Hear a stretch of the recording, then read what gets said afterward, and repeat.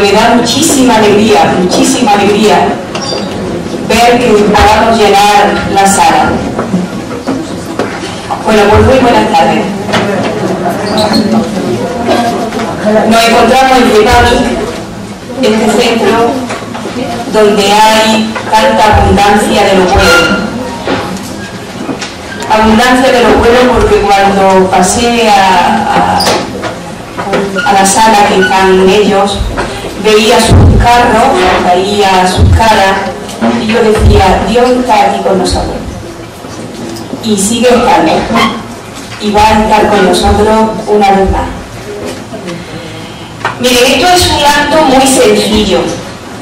Es un acto muy sencillo, que surge de la necesidad de que compartimos estas inquietudes en nuestras almas y aprovechamos cualquier oportunidad que nos da la vida para poder alimentarnos. Y hoy es un día más, otro plato más a degustar. El plato se va a llamar Emilio Carrillo. Así que prepárate para que te podamos dar unos chuchoncillos, estrujarte como un limoncillo también y sacarte todo ese jugo que tienen dentro, porque nuestras almas están deseosas de eso. Emilio Carrillo, todos lo conocemos por muchas formas, ¿no? En su web, tantas y tantas otras formas también que hemos oído de él. Economista, experto internacional en desarrollo local por Naciones Unidas y técnico de la Administración General del Estado. Ocupa la plaza ahora mismo de subdirector del área de asistencia técnica municipal de la Diputación de Sevilla. Ha sido vicealcalde de Sevilla y vicepresidente de la Diputación hispalense. Preside la red de Unión Iberoamericana de Municipalistas. Dirige y coordina igualmente diferentes programas de cooperación en Iberoamérica y en el Magreb. Su labor se extiende a la filosofía, a la historia y sobre todo lo que más nos interesa a Emilio, la espiritualidad. Ha escrito 11 libros ya, y entre ellos tenemos la gran oportunidad hoy de poder conocer el nuevo. La editorial está allí al fondo y nos trae Dios. Dirige igualmente multitud de actos y allí donde lo llaman, como ha sido Córdoba, allí está.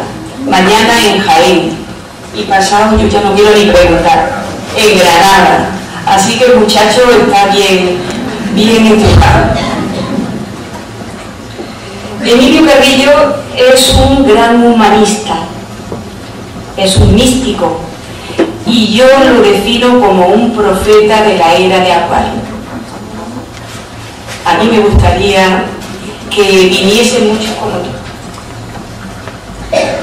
Hoy tiene la amable gentileza de atender nuestra petición de dar una conferencia aquí con nosotros, y lo tenemos compartiendo su tiempo, su sabiduría. Gracias, Emilio. Gracias, Emilio, por enseñarnos como un maestro con tanta calidez y con tanto amor. Gracias también por impulsarnos a encontrarnos a nosotros mismos y a recordar nuestras certezas, que son muchas y muy parecidas. Así que sin más preámbulos, deciros también para mañana, o si no estáis informados, a las 16, conferencia a las 18 horas, conferencia por Francisco González, profesor y naturópata y especialista en medicina china, que va a trabajar sobre la dietética en el cáncer. Interesante. Poniente Sur, Ciudad Jardín. Sin más preámbulos, contigo.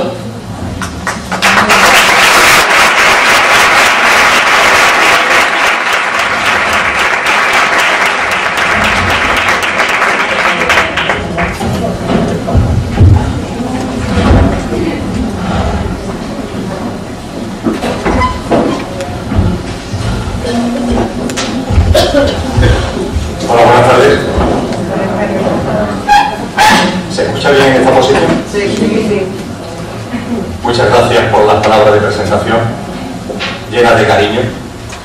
Lo del currículum y eso que ha comentado, que procede ese comentario del cariño, hace tiempo que lo solté, con lo que, aunque lo agradezco que se haga referencia a lo que fue mi vida, pero esa pequeña historia personal ya no forma parte de lo que soy, simplemente.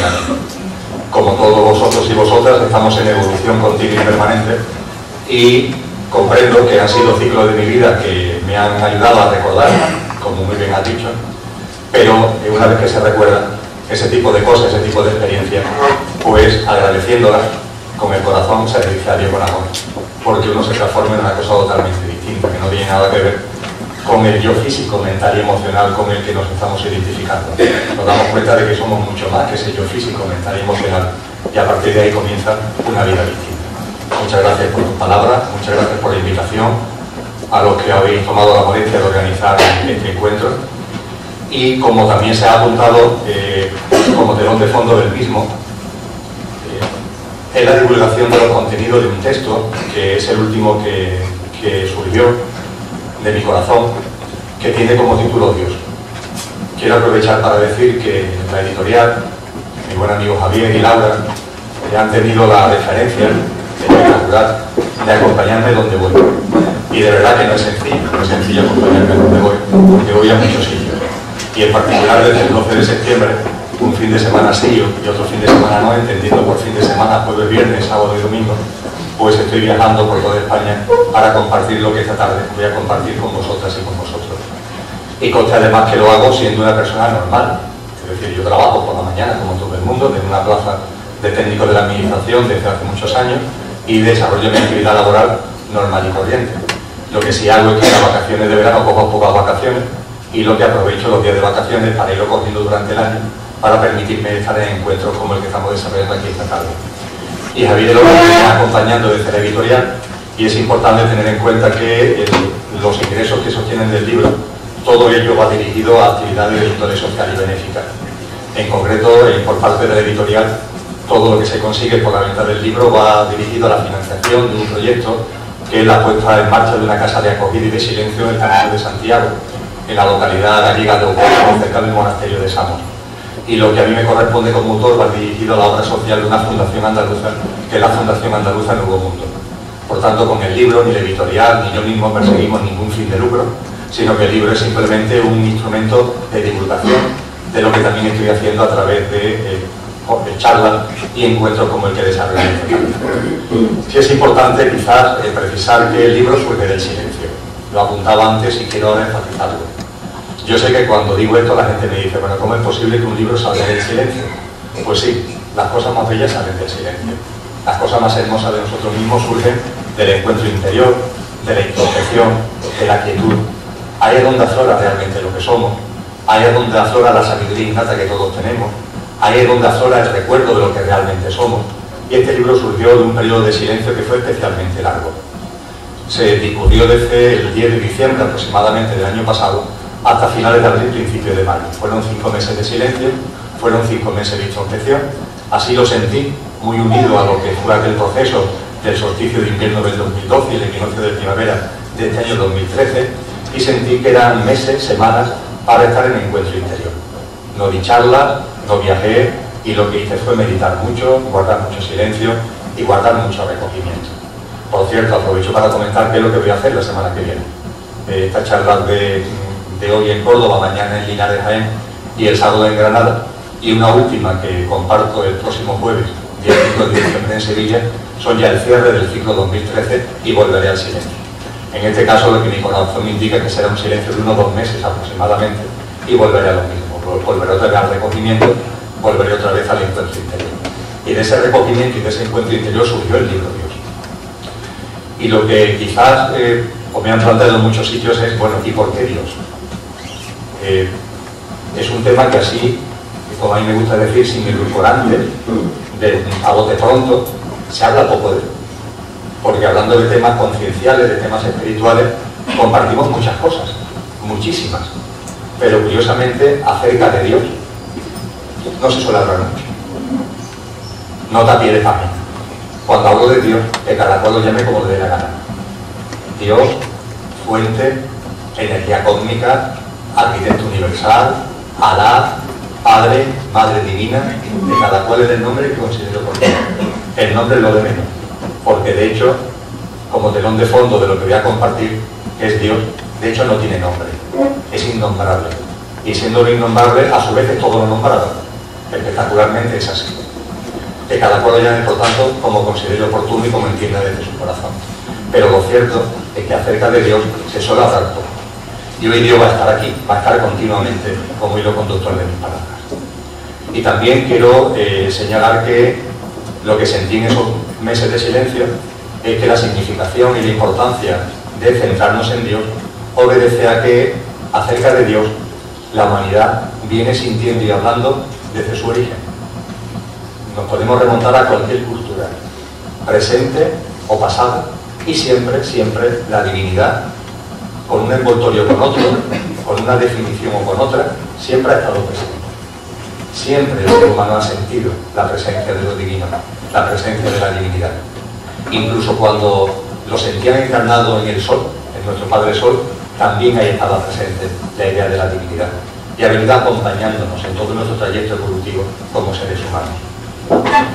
Creo, siento, sentí en esos meses de silencio y lo sigo sintiendo ahora, que ha llegado un momento de nuestra evolución, en la vuestra, en la mía, en la de los seres humanos, en la que tenemos que coger todo por los cuernos y empezar ya a percibir realmente lo que Dios significa, lo que Dios es.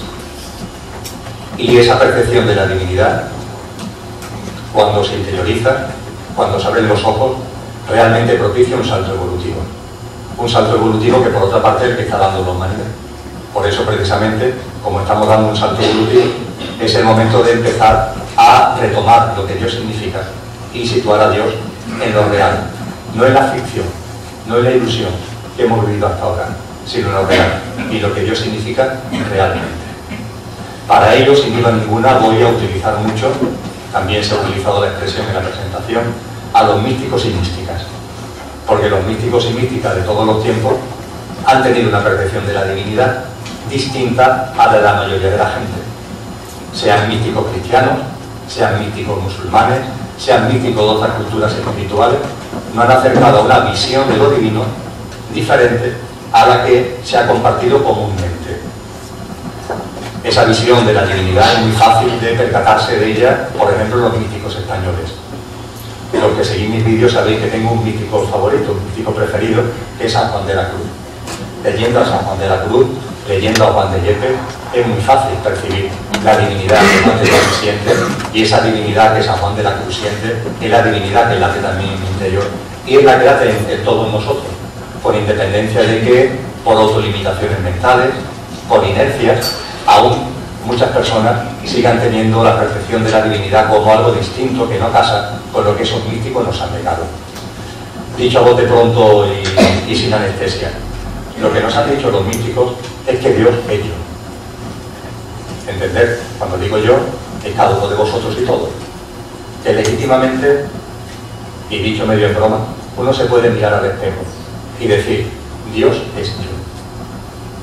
Esa es la gran verdad, esa es la gran realidad, eso es lo real. Que no hay separación posible entre Dios y nosotros, que no hay fragmentación, que no hay ruptura, que cualquier idea de un Dios exterior, de un Dios distante, de un Dios lejano, es una ficción mental.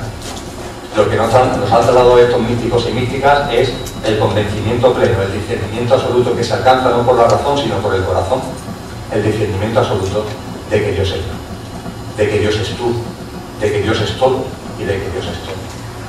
Y cuando eso se empieza a ver, se puede comprender lo que San Juan de la Cruz dejó en esa maravillosa carta que en el año 1584 le escribió a una granadina, una viuda granadina llamada Ana de Peñalosa y Mercado, que lo seguía a donde iba Juan de Yepes, allí iba Ana de Peñalosa, hasta el punto de que dejó la ciudad de Granada cuando San Juan de la Cruz se fue a vivir a Segovia, y ella buscó una casa a las afueras de Segovia, frente al monasterio, frente al convento que en esos momentos San Juan de la Cruz estaba ayudando a construir con sus propias manos, y que hoy es uno de los sitios más emblemáticos de la ciudad de Segovia.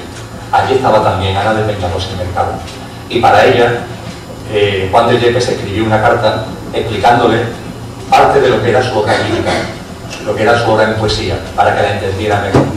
Y en esa carta de 1584 escribe textualmente San Juan de la Cruz lo siguiente: el más perfecto grado de perfección al que el ser humano puede llegar es la transformación en Dios. El más perfecto grado de perfección a que en esta vida se puede llegar es la transformación en Dios. Esto no se conformó con verterlo en esa carta a Ana de Peñalosa, sino que después lo volcó en poema. Y yo creo que es esa parte del poema al menos donde él vuelca esa transformación en Dios, que es el mayor grado de perfección que cualquiera de vosotros y yo mismo pudimos alcanzar. Ese trozo de poema lo recordamos o lo sabemos la mayoría. Es donde dice aquello tan bello de amada en el amado transformada. Esa transformación en el amado, esa transformación en Dios, porque es lo que somos. No se trata de transformarnos en nada distinto a lo que ya somos. Es simplemente percibir, darnos cuenta, tomar conciencia de nuestro linaje divino, de nuestra divinidad.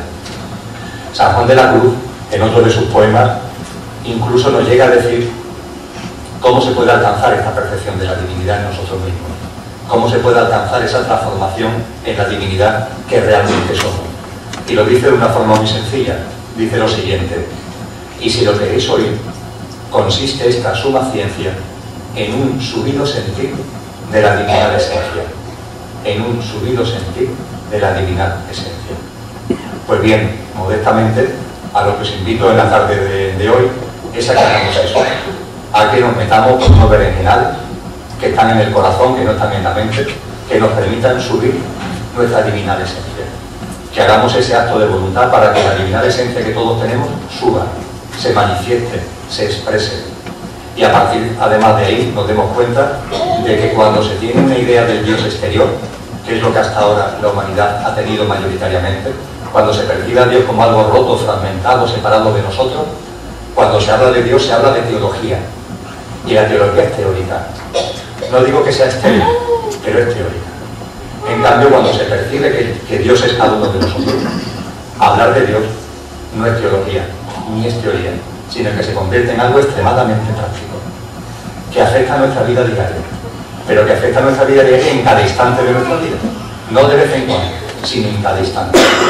Y lo que desde el corazón voy a compartir con vosotras y con vosotros, y vamos a recordar conjuntamente, es una percepción de lo divino que está dentro nuestra, es una percepción de la divinidad que nos va a ser de una enorme ayuda cada uno consigo mismo, cada uno con su propio maestro interior, no con maestros de fuera, no con guías exteriores, con su propio maestro interior, para que nuestra vida en el día a día sea distinta. Y muy en particular también durante lo que vamos a compartir, abordaré la experiencia del sufrimiento. Vamos a hablar del sufrimiento. El sufrimiento está presente en nuestras vidas, está presente en su humanidad. Y el sufrimiento hay que poner también en todos los dos cuernos. Curiosamente, cuando se empieza a percibir la divinidad que hay en uno, se empieza a descubrir algo que a nuestra mente la trastoca, y que posiblemente ahora cuando me lo digáis, vuestra mente va a decir que no, que eso es un imposible. No obstante, a lo largo de la charla intentaré ir centrando el asunto. Me refiero al hecho de que el sufrimiento es una opción, es una elección del ser humano. Sufre el que quiere, sufre el que así lo quiere. El sufrimiento es un instrumento, una herramienta, un bastón para avanzar en nuestro proceso evolutivo. Y hay muchos seres humanos que consideran preciso, oportuno y necesario utilizar ese bastón para impulsar y para avanzar en su proceso evolutivo. Pero ahora bien, también es perfectamente posible tomar conciencia de ello y decir, ya está. El sufrimiento ya me ha dado el impulso que necesitaba que me diera. A partir de ahora ya no necesito ese bastón. A partir de ahora ya no necesito ese instrumento, esa herramienta. Ahora voy a seguir mi proceso evolutivo y conciencial por otros medios. Por ejemplo, con el gozo. Por ejemplo, con la alegría. Por ejemplo, con la libertad. Que son también herramientas de expansión conciencial. Y que están a nuestra disposición de la misma forma que el sufrimiento. Y elegir el sufrimiento como vía de avance conciencial o elegir el gozo como vía de expansión de la conciencia depende de nosotros. Absolutamente depende de nosotros.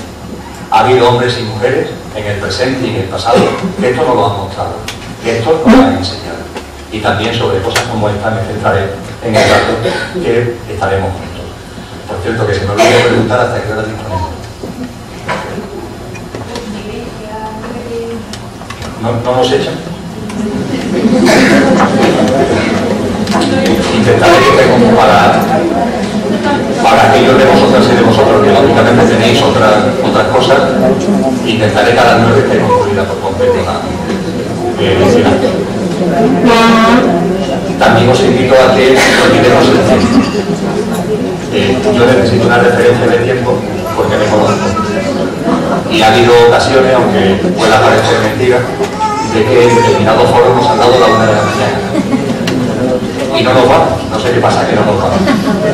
Yo lo que invito es que ahora ya que sabemos que lo tenemos que terminar, ya a partir de ahí este reloncito que hay se va a encargar del tiempo, nosotros nos olvidamos del tiempo y vamos a vivir una experiencia fuera del espacio-tiempo, de introspección interior. ¿Cómo comienza esta experiencia de introspección interior? Pues os pido que recapacitemos juntos acerca de algo que está en nuestra sociedad cuando se habla de Dios y que además es muy propio de la dualidad en la que estamos instalados. Toda ella vivimos en dualidad. La experiencia dual, la dualidad, de la que también me centraré mucho en ella a lo largo de esta tarde, está en nuestra vida. Solemos ver todo dualmente, blanco y negro, positivo y negativo. No hay quien nos saque de ahí agradable y desagradable, triste y alegre.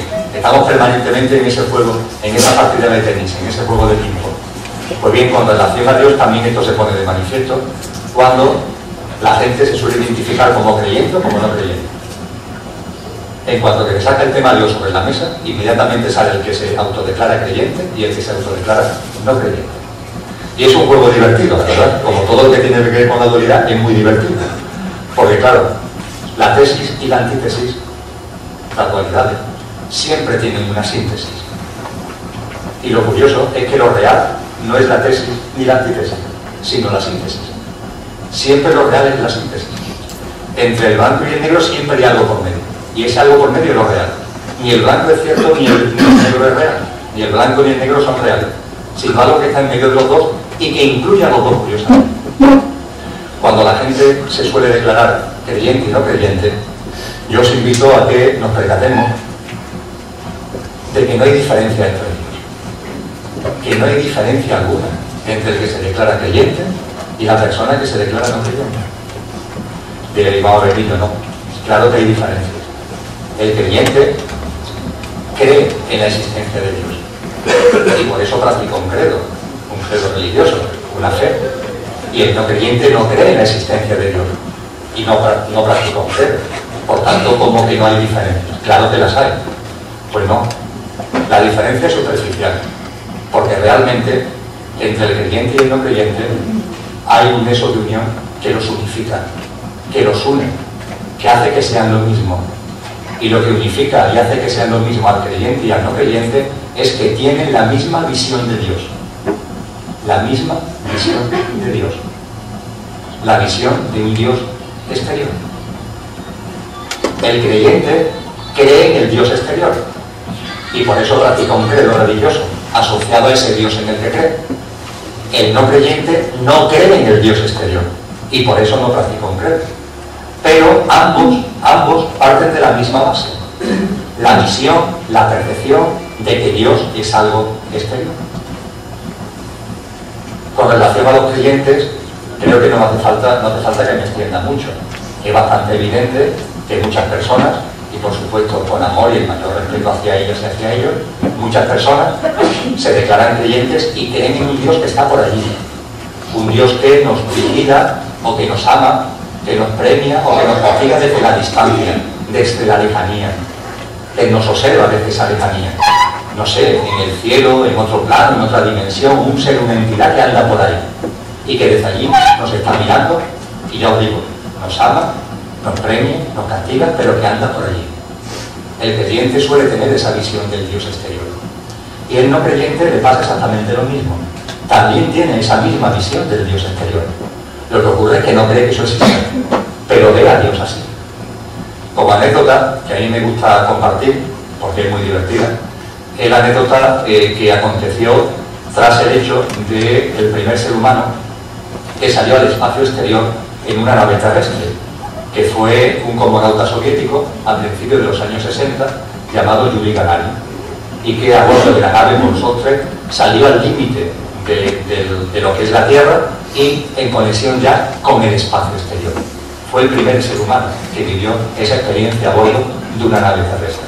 Pues bien, Nikita Khrushchev, el primer ministro soviético, dio una rueda de prensa para divulgar ante el mundo de que se había conseguido, de que la Unión Soviética había conseguido poner un hombre en el espacio exterior.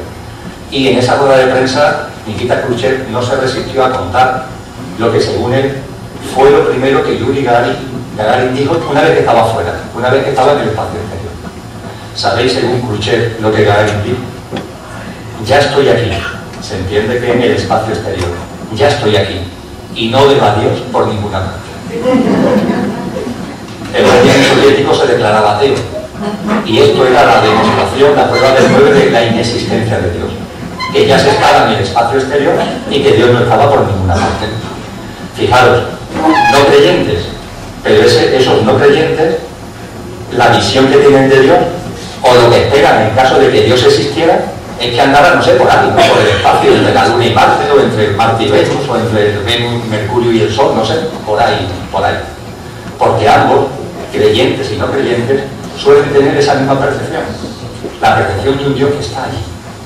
Pues bien, lo que vamos a compartir esta tarde es una percepción de Dios totalmente distinta, que es la percepción de Dios que está aquí.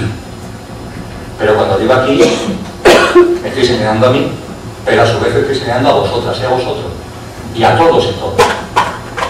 Lo expresó muy bien, he hecho referencias a Juan de la Cruz, que es un místico cristiano, lo expresó muy bien un místico sufí, un místico árabe, que vivió en el siglo IX, llamado Al-Halal.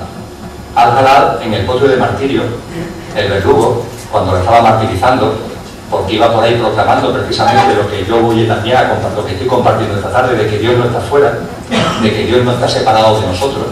Entonces las autoridades religiosas de la época lo encarcelaron y lo torturaron. Lo torturaron, lo ahorcaron, lo descuartizaron y quemaron sus restos. Todo por decir algo parecido a lo que voy a decir a continuación. Porque el verdugo, a la hora de martirizarlo, dado que Al-Halal era un hombre santo, era un hombre bueno, y todo el mundo lo sabía, el verdugo lo tenía francamente difícil. No tenía fuerza como para martirizar a ese buen hombre. Y como para coger fuerza, el verdugo le espetó a Al-Halal. Ah, así que tú vas diciendo por ahí que tú eres Dios. Con que tú vas diciendo por ahí que tú eres Dios. Y Al-Halal, de una forma muy pausada y en un tono de mucho amor, le dijo: no, hermano, no. Yo no digo eso. Yo digo exactamente lo contrario. Yo digo que Dios es yo.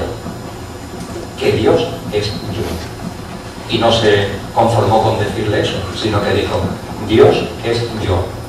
Y yo soy Dios cuando ceso de ser yo. Dios es yo y yo soy Dios cuando ceso de ser yo. La frase es completita y tiene migas. Dios es yo y yo soy Dios cuando ceso de ser yo. Este último yo, permitidme que lo ponga entre comillas para entenderlo mejor. Dios es yo y yo soy Dios cuando ceso de ser yo. Este último yo, entre comillas. Este yo, entre comillas, ¿qué significa? Este yo, entre comillas, es nuestro yo físico, nuestro yo material, nuestro yo emocional, nuestro yo mental. Y lo que nos dice Al-Halal es que Dios siempre es yo, siempre, inevitablemente. Por mucho que os empeñéis, Dios es cada uno de vosotros. Por mucho que mentalmente os alejéis de Él, Dios es cada uno de vosotros. Ahora bien, Dios es yo, pero yo soy Dios en la medida en que me dé cuenta que soy más que mi yo físico, material, emocional y mental.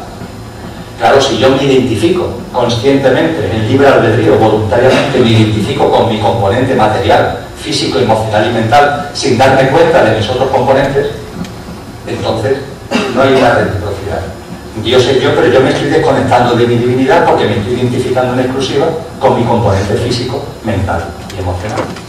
Y a lo que Al-Halal nos llama es a que nos demos cuenta de que somos mucho más que nuestro componente físico, mental y emocional. Que tenemos otra dimensión. Una dimensión que cada uno lo llame como quiera, espiritual o como quiera, pero que es nuestra propia divinidad. Dios es yo.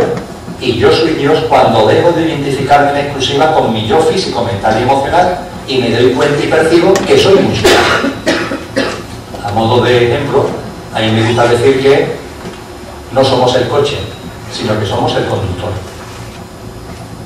Dios es yo, y yo soy Dios cuando me doy cuenta de que no soy el coche, sino que soy el conductor. ¿El coche qué es? Esto es el coche. Es lo que, por cierto, hay algo maravilloso, ¿eh? No lo digo para que le demos patadas ni lo maltratemos, al contrario, a nuestro yo físico, mental y emocional lo amamos, lo respetamos, de la misma forma que si fuera nuestro coche. No sé, yo no tengo coche, pero conozco a mucha gente que tiene coche y al coche lo cuida, entre comillas. No le está dando patadas por las mañanas, ¿no? Sino que incluso lo limpia de vez en cuando y lo lleva al taller para revisarlo. A nuestro yo físico no estoy diciendo que nos olvidemos del mal maltratado. Lo que sí estoy diciendo es que no nos identifiquemos en exclusiva con él, creyendo que somos solos eso, porque somos mucho más cosas. De hecho, siendo conductores, el coche es la parte nuestra que tiene fecha de caducidad. Esto tiene fecha de caducidad. Lo podría hacer vosotros con vosotros mismos. Esto tiene fecha de caducidad. Tiene fecha de caducidad mi yo físico. Tiene fecha de caducidad mi yo mental. Tiene fecha de caducidad mi yo emocional. Ahora bien, hay algo en mí que no tiene fecha de caducidad. Que no es que sea eterno, es que es mucho más que eterno, es que vive fuera del tiempo y del espacio. Y esa es mi dimensión espiritual. Esa es mi esencia divina. Esa es mi divinidad. Mi cualidad de conductor. No quedarnos, por tanto, en la apreciación de que somos el coche. Me gusta decir de broma que cuando a alguien se le estropea un coche, yo no he conocido a nadie hasta ahora que cuando se le estropea el coche, él llama a la funeraria para que lo lleven al cementerio. A él mismo me refiero. Oye, se me ha estropeado el coche, bueno, ¿qué se va a hacer? Te dice el mecánico, se acabó. El coche ya no da más de sí. Bueno, pues el coche se va a la chatarrería. Oye, pero el conductor no se va al cementerio, ¿verdad? Bueno, pues exactamente igual pasa con lo que realmente somos. Somos mucho más que el coche. Sin embargo, hay personas que, bueno, en su proceso conciencial, y no pasa nada, en su proceso conciencial, se identifican absolutamente con el coche. Y creen que cuando el coche se estropee, ellos también van a estropearse para siempre. Esto es una ficción mental. Eso forma parte de un estado conciencial, pero no pasa nada. Pero retomo lo que venía diciendo y hablo también de los estados concienciales ahora, con relación al creyente y al no creyente. El creyente y el no creyente realmente están unificados y son lo mismo porque ambos tienen la misma percepción de la divinidad, la percepción de un Dios exterior, para creer o para no creer, pero eso es lo de menos. Lo significativo, lo realmente fundamental, es que consideran que lo divino y que Dios es algo roto, distante y ajeno a nosotros mismos. Lo que esta tarde vamos a compartir es una percepción de la divinidad distinta, mística, en la que Dios es yo. Y yo soy Dios cuando dejo de identificarme exclusivamente con ese yo físico, mental y emocional y tomo conciencia de mi auténtica dimensión, de mi auténtico linaje, de mi auténtica esencia. Me diré, bueno, pero la mayoría de la humanidad, o una gran parte de la humanidad todavía, se declara creyente o no creyente. Sí, es cierto, pero estamos en proceso de transición. La humanidad conciencialmente está ahora en pleno proceso de transición. Todos los momentos evolutivos son bellos. Este es igual de bello que cualquier otro. Lo que quizás sea es especialmente intenso, porque es un momento de tránsito muy agudo y está cambiando nuestra percepción conciencial. Y entre las cosas que están cambiando es precisamente la percepción acerca de lo divino y acerca de la divinidad. Pero es cierto que todavía mucha gente se declara creyente y no creyente y no pasa nada. Porque en su estado de conciencia ven así las cosas. Y eso merece el mayor de los respetos. ¿Qué es el estado de conciencia? El estado de conciencia es como uno ve las cosas. Dicho muy sintéticamente. El estado de conciencia es como cada uno. Decía por ahí un torero famoso que cada uno es cada uno. Bueno, pues eso es una definición en andaluz del estado de conciencia. Cada uno es cada uno. Creo que era el gallo, el torero del gallo, el que dijo que cada uno es cada uno. Esto cuando lo digo en el norte no se entiende muy bien, creo que se puede decir. Cada uno es cada uno. Eso es el estado de conciencia. ¿Por qué? Porque cada uno ve la vida de una forma concreta, la suya. El estado de conciencia es cómo vemos la vida, cómo vemos la muerte, cómo vemos la divinidad, cómo vemos las cosas, cómo vemos a los demás, cómo nos vemos a nosotros mismos. Eso es el estado de conciencia. Y cada uno tiene, y es algo maravilloso, espectacularmente hermoso, cada uno tiene su estado de conciencia. Somos 7.000 millones de seres humanos, dice la ONU. Bueno, pues hay 7.000 millones de estados de conciencia. Ningún ser humano tiene el mismo estado de conciencia que otro. Pero puede haber más parecidos, menos parecidos, pero cada ser humano tiene su estado de conciencia. Cada uno vemos el mundo de una determinada manera. Y a los demás, y a nosotros mismos, y a la divinidad. Y es algo esplendoroso, porque eso significa que está en plena ebullición el libre albedrío. Y el libre albedrío existe en la creación porque la creación y Dios es amor. Somos amor. Por eso hay libre albedrío. Si no hubiera libre albedrío, la creación sería de dirección obligatoria. Aquí iríamos todos uniformados y en marcha militar. Pero no. La creación es amor. Y como es amor, está llena de libre albedrío. Y ese libre albedrío es lo que permite que 7.000 millones de seres humanos, cada uno tengamos nuestro propio estado de conciencia. Más parecido, más distante, cada uno el suyo. Y el estado de conciencia se puede percibir. El estado de conciencia no lo llevamos escrito en la frente. No es una especie de número que cada uno tenga. Cuando estamos mirando así, o yo estoy mirando a vosotros, el estado de conciencia ninguno de vosotros lleva en el 6 puesto, ni una plaquita aquí al lado del corazón. Ahora bien, el estado de conciencia de cada uno se puede percibir. Se puede percibir. ¿Sabéis por qué? Porque el estado de conciencia de cada persona se manifiesta en una determinada frecuencia vibracional. Cada ser humano emite constantemente una vibración. Y esa vibración depende de su estado de conciencia. Yo estoy viendo a vosotros, yo estoy sintiendo. Y cada uno de vosotros en vuestro estado de conciencia está emitiendo una determinada frecuencia vibracional, una determinada tonalidad vibratoria, una determinada vibración. Y eso no lo llevamos escrito en la frente, pero se siente, se nota. Pero no es que lo note yo, en absoluto, es que lo notamos todos. ¿Cuántas veces en vuestra vida no habrá pasado que estáis junto a alguien que no conocéis de nada y sentís determinadas cosas hacia esa persona? Os presentan a alguien, no lo conocéis de nada, pero con ese alguien, no estoy hablando de emociones, no estoy hablando de enamoramiento, no, me estoy refiriendo a otra cosa. Con ese alguien hay una conexión. No sé muy bien por qué, pero hay una conexión. No se puede describir con palabras, pero es algo que seguro que muchos de los presentes y de las presentes lo habéis notado, lo habéis percibido. También pasa a veces lo contrario. Y es que sin saber por qué, sin que esa persona nos haya hecho nada, lo que sentimos es una especie de rechazo. Como si sintiéramos necesidad de echarnos para atrás. Oye, pero si esta persona no me ha hecho nada, ¿por qué tengo yo esta especie de rechazo hacia él o hacia ella? Pues muy sencillo. Como cada cual tenemos nuestro estado de conciencia y nuestra frecuencia vibracional, hay personas que por nuestra frecuencia vibracional sintonizamos, armonizamos. Y sin embargo hay personas que por nuestra frecuencia vibracional tenemos asintonía, no sintonía sino asintonía. Y no sentimos armonía sino desarmonía. A algunas personas tendemos a acercarnos y a otras personas tendemos a alejarnos. Oye, y es normal. No hay que ni darse la enhorabuena porque sienta sintonía con alguien, ni machacarse porque sienta asintonía con alguien, ¿no? Es que es lo normal. Depende de nuestra frecuencia vibracional, que depende a su vez de nuestro estado de conciencia. Y esto es importante tenerlo en cuenta para cosas que vamos a compartir esta tarde. Que cada cual tiene su estado de conciencia y eso conlleva una determinada frecuencia vibracional. Y que eso se percibe, eso se nota. Se nota incluso a veces cuando estamos en el autobús. Una persona se sienta a nuestro lado y sin saber muy bien por qué nos sentimos atraídas hacia él, nos sentimos repelidas de esa persona, sin saber muy bien por qué. Ni hay que ponerle palabras, ni hay que intelectualizarlo, porque ahí está en juego otra cosa distinta a la mente, otra cosa distinta al intelecto y que tiene que ver con la vibración. Pues bien, los creyentes y los no creyentes están en su proceso evolutivo, en su proceso conciencial y el mayor de los respetos hacia ellos. Me gusta, en este punto de lo que comparto, me gusta sacar a colación una parábola que nos dejó Cristo Jesús y que es maravillosa para entender mejor lo que yo torpemente estoy compartiendo en esta tarde, que es la parábola que comúnmente se denomina del hijo pródigo, aunque la realidad es que Cristo Jesús nunca lo hubiera llamado así.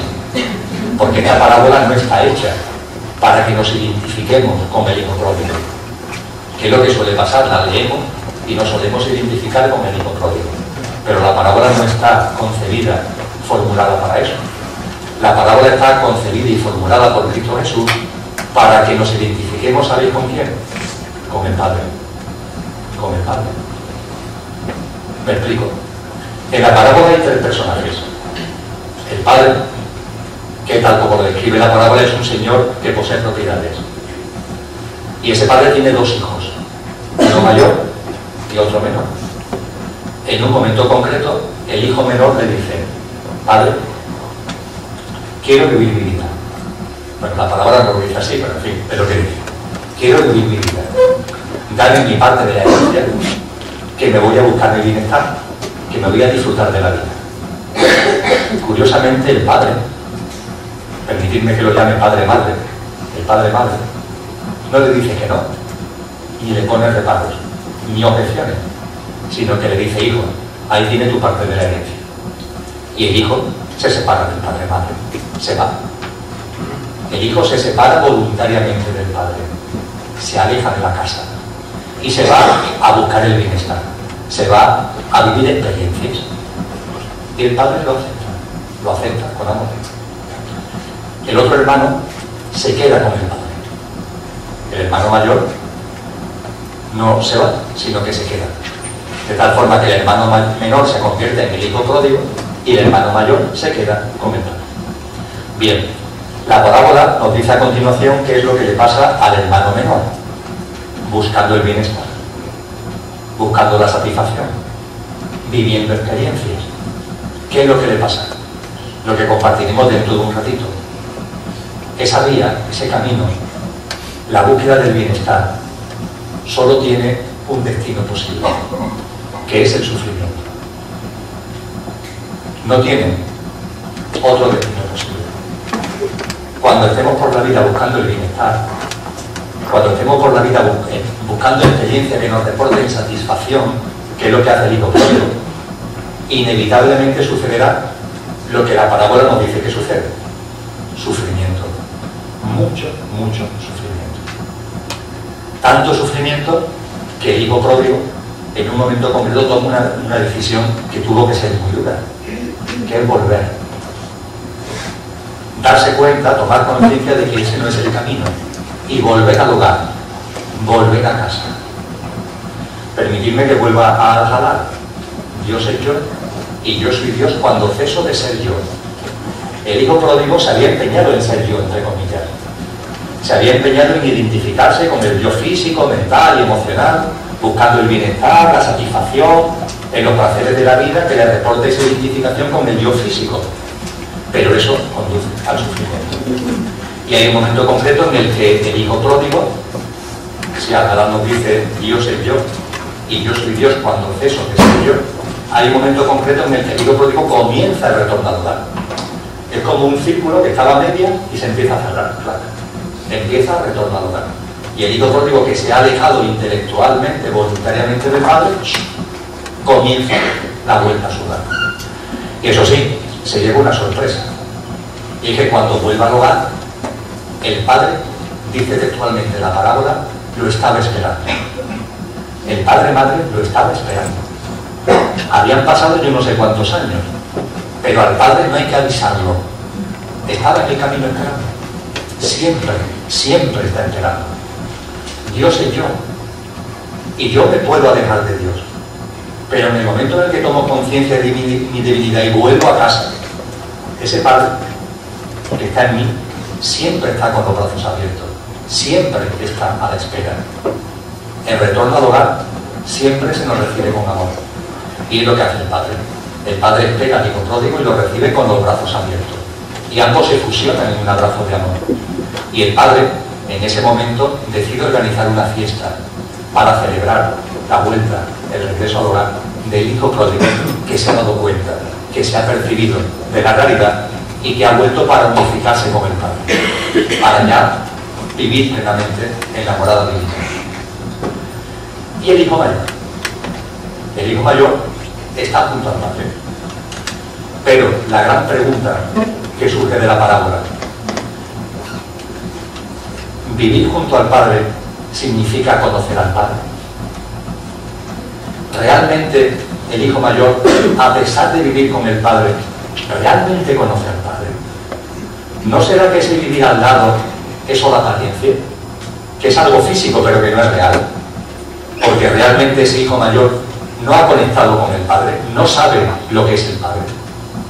La palabra, fijaros que nos dice que el hijo mayor se enfada cuando se entera que el hijo menor, su hermano, ha vuelto y el padre lo ha recibido con amor, con los brazos abiertos y lo ha organizado una fiesta. El hijo mayor se enfada. Y esto es enormemente importante tenerlo en cuenta, porque si el hijo mayor conociera al padre, sabría de sobra que si su hermano volviera algún día, el padre lo recibiría con los brazos abiertos. Si el hijo mayor conociera al padre, si lo conociera, no se sorprendería de que el padre hiciera lo que hizo. Sabría de sobra que su padre es amor y que si su hermano algún día le diera por volver, el padre le va a recibir con los brazos abiertos. Si el hijo mayor conociera al padre de verdad, no se sorprendería ni se enfadaría. Pero el problema es que el hijo mayor no conoce al padre. El vivir junto a él es pura apariencia. Vete a saber, lo mismo es comodidad. Lo mismo es no tener la valentía que ha tenido el hijo pródigo de irse a vivir sus experiencias. Pero lo que la palabra nos dice es que el hijo mayor no conoce al padre. Curiosamente, el hijo pródigo ya sí conoce al padre. Se fue, ha vivido su vida buscando el bienestar, ha sufrido, ha regresado y ha conocido el amor del padre y se han fusionado en un abrazo. Sin embargo, el hijo mayor vive ahí al lado, pero realmente la palabra nos indica que no conoce al padre. Es más, la parábola termina en suspense, porque no nos dice lo que pasa. El padre sale de la fiesta a decirle al hijo mayor: entra, hijo, entra. Y la parábola, el hijo mayor está enfadado, y la parábola no nos dice si el hijo mayor llega o no entra. Digo de broma que es como si Cristo Jesús no tuviera preparado una segunda parte de la parábola, de esto que pasa a veces en las películas y en las series de televisión, como si hubiera una segunda parte, porque no sabemos qué hace el hijo mayor, no lo sabemos, se queda ahí la cosa. Pues bien, esta parábola identifica muy bien lo que a mí me gusta llamar la tragedia del incrédulo, del no creyente, y la tragedia del creyente. El hijo pródigo escenifica la tragedia del incrédulo, la tragedia del no creyente, aquel que intelectualmente se separa del Dios que somos. Yo tomo la decisión de separarme de mi divinidad, me identifico con mi yo físico, mental y emocional y quiero vivir mi vida con esas experiencias de identificación con mi yo físico, mental y emocional, buscando mi satisfacción, buscando el bienestar. Oye, y no pasa nada. El padre, madre dice: mira, ahí tienes tu parte de la herencia, vive tu vida, disfruta, busca la satisfacción. Yo ya sé lo que vas a encontrar, pero tienes tú que experimentarlo en libre albedrío. El hijo pródigo significa muy bien la tragedia del no creyente, del que se separa intelectual y voluntariamente de la divinidad, buscando el bienestar y buscando la satisfacción. Y el hijo mayor, el que se queda con el padre, escenifica muy bien la tragedia del creyente, de esas personas que en su estado conciencial creen en ese Dios exterior. Pero claro, es que ese Dios exterior es una ficción. Realmente no conocen lo divino, no conocen a Dios. Porque si se conocieran a Dios se darían cuenta que Dios no está allí, sino que está aquí. Y han hecho de Dios un ídolo, han hecho de Dios una ficción, han hecho de Dios una ilusión. Creen que viven con Él porque cumplen sus normas, porque cumplen sus preceptos, porque realizan su culto, porque realizan sus ritos. Pero de verdad ni en su sano juicio puede pensar que la divinidad nos pone normas. ¿Alguien en su sano juicio puede pensar que a la divinidad le importa un bledo que le rindamos culto? ¿Alguien puede pensar de alguna forma que lo divino tiene algo que ver con sentidos de culpa, de pecado, de preceptos, de dogmas, de verdad? ¿Nos podemos tomar eso en serio? ¿No habrá llegado el momento en nuestro proceso conciencial y evolutivo de darnos cuenta que eso ha sido una invención nuestra? Una invención, una ficción mental de los seres humanos, que nos hemos inventado una idea de lo divino que está por allí y que además, para colmo, nos machacan, entre comillas, con un montón de líos, que lo único que hacen realmente es complicarnos la vida y no permitirnos vivir el presente con el linaje divino que realmente tenemos. La parábola es especialmente dura con la figura del creyente, porque os digo además que no nos da la solución final, no sabemos lo que pasa finalmente. Pero es que la parábola tiene implícita una tercera tragedia, no solamente la del creyente y la del no creyente, hay implícita una tercera tragedia ahí, que es la tragedia de las religiones. Las religiones, que también viven su tragedia, y es especialmente de manifiesto en el momento presente. Yo me relaciono con personas que tienen muchos estados concienciales y me parece maravilloso esa enorme diversidad. Y hay personas que en su estado conciencial, con las que comparto cosas, viven confesiones religiosas concretas, distintas además. Bueno, pues todos me dicen lo mismo: no hay fe, no hay vocaciones, los templos se están quedando vacíos, las iglesias y los pueblos se tienen que cerrar porque no hay sacerdotes, los conventos se están quedando vacíos de monjas, ya no hay fe, ya no hay espiritualidad. Y yo les digo, ¿que no hay espiritualidad? Creo que no, creo que te estás confundiendo. Nunca antes ha habido tanta espiritualidad en la humanidad, nunca antes. Nunca antes ha habido tantas personas que estamos compartiendo cosas como esta tarde estamos compartiendo aquí en el mundo entero. Nunca antes. Nunca antes, y lo de menos es quien venga a dar la charla, por favor, olvidaros de este tal Emilio que está aquí sentado, que yo soy yo como vosotros soy yo mismo, olvidaros de mí como persona. Nunca antes se han producido, llámese Emilio, llámese Menganito o Menganita, dando charlas, talleres, cursos, como queramos denominarlo, que se están todos convirtiendo en acontecimientos masivos, pero no solamente en España, sino en Europa y en el mundo entero. Si hay solamente que pasearse por internet, y uno puede constatar y comprobar, cuanto más idiomas domine, más fácil es darte cuenta de que esto es una ebullición tremenda. Es que la espiritualidad está a flor de piel, es que está dando saltos por el mundo entero. ¿Cómo que no hay fe? ¿Cómo que no hay espiritualidad? Claro que la hay. Lo que ocurre es que es una espiritualidad que ya camina por derroteros distintos de las religiones. Dicho con mucha claridad, es una espiritualidad que mira a la religión y le dice: gracias por lo que habéis aportado. Porque han aportado muchas cosas las religiones al proceso evolutivo de la humanidad. Pero ya os habéis agotado. Ya no dais más de sí. Y es lo que le pasa a las religiones en general, y a todas y cada una de ellas, que han sido muy útiles, han servido enormemente en nuestro proceso evolutivo, han tenido su papel, han tenido su porqué y han tenido su para qué.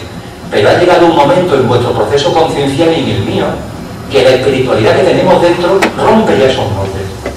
Dice: no, mi espiritualidad quiere ser, sobre todo y fundamentalmente, como la vuestra, libre. Porque claro, en el momento en el que la espiritualidad está ya conectada con nuestra divinidad, la espiritualidad se convierte en un grito de libertad. Libertad. Una espiritualidad que ansía ser vivida en plena libertad. Una espiritualidad que conecta con nuestra esencia divina, por tanto, con amor, que es el Dios que es yo, el Dios que es vosotros, amor, puro amor. Y cuando se conecta con la divinidad y a través de la espiritualidad con el amor que somos, es que lo único que importa ya es ese amor. Y entonces, ese amor necesita, exige ser expresado en libertad. Que nadie me diga cómo me tengo que vestir, si me tengo que poner un velo en la cabeza o si tengo que llevar túnica. Que nadie me diga qué tengo que comer, que nadie me diga cómo tengo que desarrollar mi sexualidad, etcétera, etcétera, etcétera. Que cada uno viva su vida como considere oportuno. Lo decía muy bien San Agustín, al que volveré después. Ama, ama. Lo único importante es amar. Ama y olvídate del resto. Ama y lo demás no importa. Porque en el momento en el que conectas con el amor que eres, tu vida se transforma en amor. Y a partir de ahí, cualquier cosa que haga va a ser amor. Y olvídate de los clichés preconcebidos. Vamos a olvidarnos, por favor, de tantas normas, de tantos preceptos, de tantos ritos, de tantos dogmas. Han servido, han sido muy útiles, pero ya está, ya está. Ha llegado el momento de que nuestra espiritualidad se exprese en amor y, por tanto, en libertad. En una enorme libertad.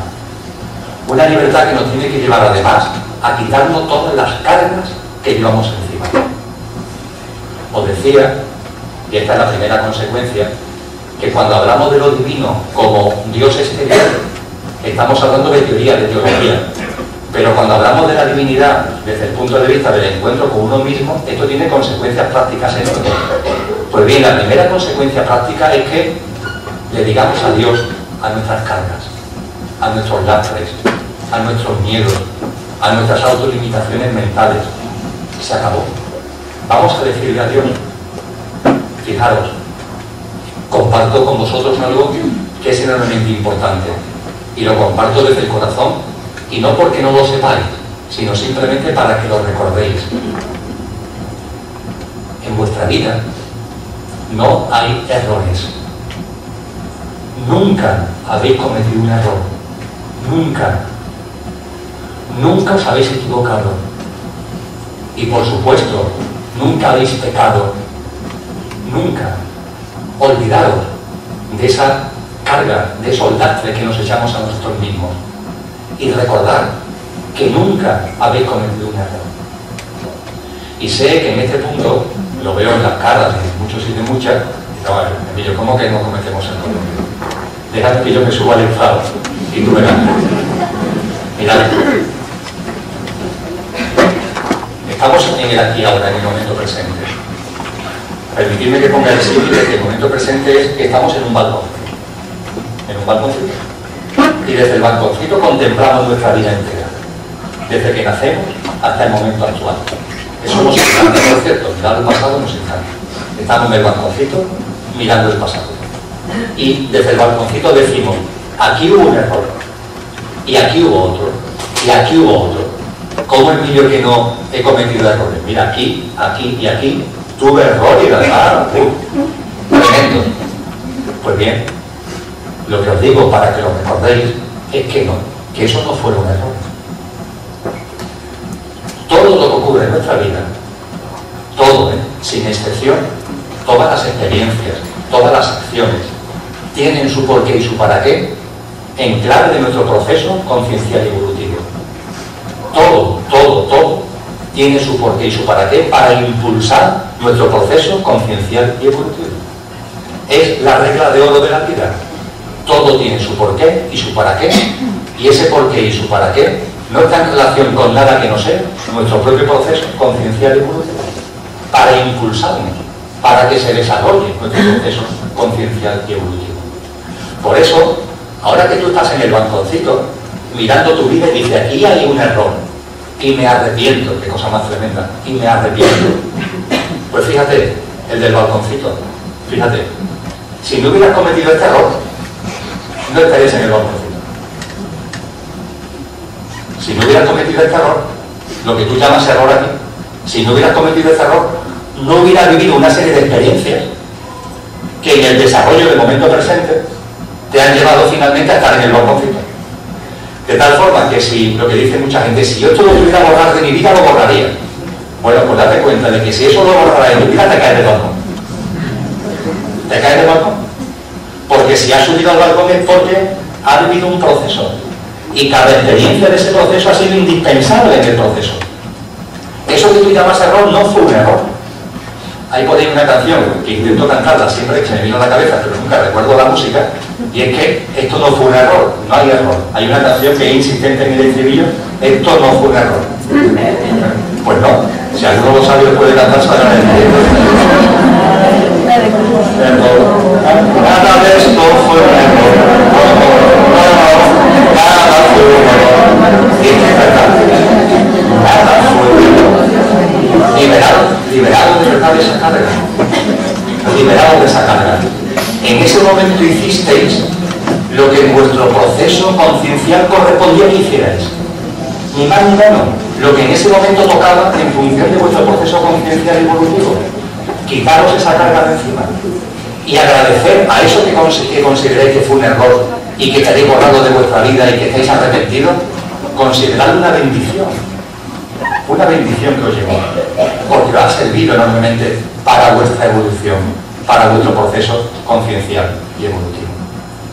Hoy día estamos viviendo una espiritualidad que es de libertad, porque es de conexión con nuestra divinidad. Como vengo diciendo, es la espiritualidad de los místicos y místicas de todas las épocas, de todas las corrientes espirituales, pero con dos importantes diferencias.